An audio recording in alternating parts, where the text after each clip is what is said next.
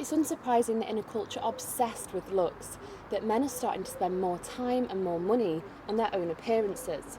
Now, if you just have a flick through some of the men's magazines, you'll see that there are tons of adverts, not just for Brill Cream and Allspice, but for manly moisturisers and for things like anti-fatigue roll-on eye gels.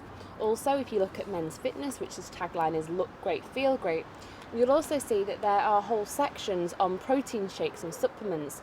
In fact, it even says advanced protein meal replacement. The message is to men that you have to look good at all times and at any cost. According to a L'Oreal report from 2010, the male grooming market is worth £850 million in the UK, which means that it's been growing at 6 times the rate of the women's market since 2001. If you go down to your local supermarket, you'll see the shelves are stacked with products for men, and along with the usual suspects, razors and deodorants, are shelves for male skincare. Nowadays, keeping young and fresh isn't simply for the so-called metrosexuals, but for the everyman, and the stigma of male vanity seems to be slipping away. Your every dream, hope, desire, here comes the mirror man. Says he's a people fan. Here comes the mirror. But skincare is only the start of it. Many men are free to tan, wax, have facials, and in some cases wear makeup without fear of ridicule. As a result, male-only salons are growing in popularity, and they're not exclusively for the city boys.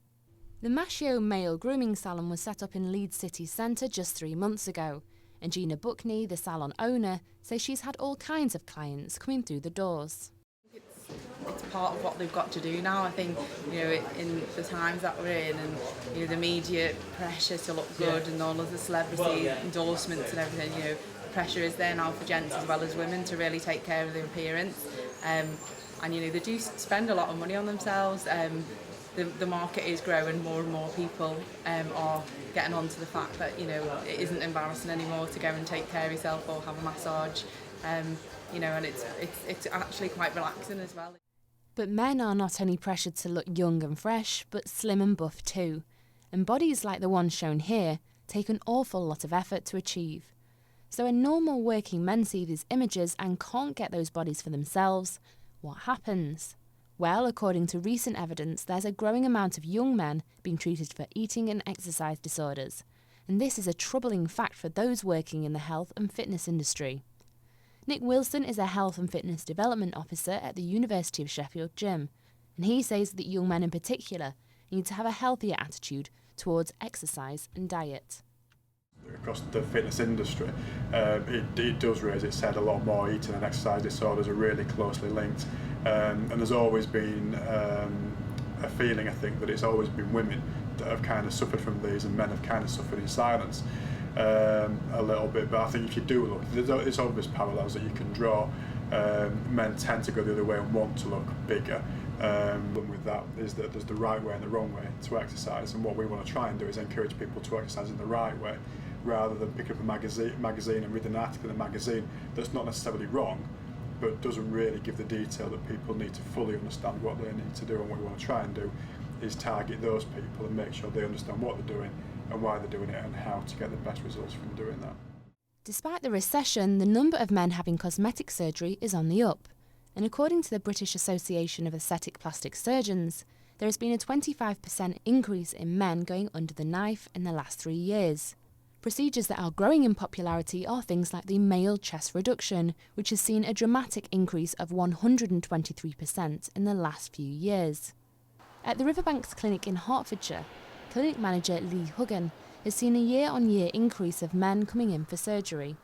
It's the guy who lives down the road and has this manual job and doesn't, wants to be smoother or wants a hair transplant. It's men who have retired.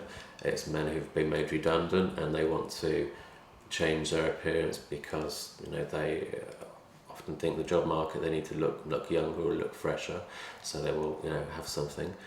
So a real age range actually. I had a rhinoplasty back in 2006. The reason I had that was my mother's family were Italian, so I had that kind of classic Roman nose.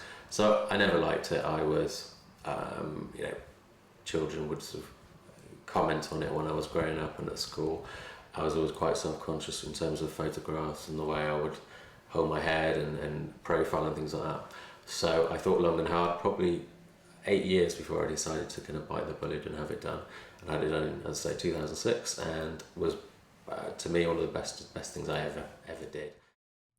And male celebrities are more than happy to talk about what they've had done in public. Wayne Rooney is one of the most recent stars to announce having cosmetic surgery. He volunteered the details of his hair transplant on Twitter and even kept fans updated with the results. Other world-famous stars like Simon Cowell and Gordon Ramsay have reportedly had work done to keep the ageing process at bay. Some men certainly are embracing cosmetic surgery to improve their appearance, but Dr. Deirdrix, who works at the Centre for Appearance Research in Bristol, says that the so-called quick fix doesn't necessarily make people feel better in the long term. But once somebody does get one type of cosmetic surgery, they're much more likely to go back and have more. So I think the argument, that it makes people feel better, if it makes people feel better, why are they returning again and again to have more done? Because that would suggest that they're actually unhappy with a lot of different aspects of their appearance. The lack of body diversity in the media is, according to some campaigners, the reason why men feel they need to conform to a certain body ideal. Central YMCA is a charity working with MPs to try and address negative body image in advertisements. An all-party parliamentary group on body image has been set up, and Duncan Stevenson says it's important to remember that every body is different. Men have different body shapes and sizes, and health comes in all shapes and sizes. What we're calling for is more body diversity in the media, because research shows that half of men feel bad about their bodies after reading men's magazines. We think education and resources are required for young people, including young men, to kind of learn more about their bodies and why they'd want to change them, and also to understand that the images that are portrayed in the media are often unrealistic and unattainable. Another thing to think about is that we're just much more visible these days. And with social media networks, if you go out and have a good time and your friend's got a camera, the next day your picture will be posted everywhere. Leeds has got quite a big club scene, and also it's quite large with students as well, who all do want to look good. There's a lot of competition out there, especially now with Facebook, and your pictures are up every single weekend, so people do want to look good. L'Oreal Men Expert is a leading brand in male grooming, and their recent advertising campaigns have featured Eric Cantona, Gerard Butler and Hugh Laurie. These ruggedly handsome older men represent effortless masculinity, but does your average Joe buy into it? I went to Chesterfield Rugby Club to find out. There's always somebody taller with more of a wit, and he's equipped to enthrall her, and her friends think he's fit, and you just can't measure up, no. You don't have a prayer, wishing that you'd made the most of her when she was there. They got engaged, no intention of a wedding. My wife, she's always looking at magazines, all the time. And you do not look and wish that you had that six-pack or? Well, I don't know. Sometimes I think. I wish I probably could do a bit more to make my stomach a bit less chubby. But you got kids and a job. You can't. Yeah, you're too busy all the time, aren't you? Whilst it's been a long time coming, male beauty is finally becoming mainstream. Men can pamper and preen to their heart's content, but just like it is for women, the pressures to look good can also become a burden.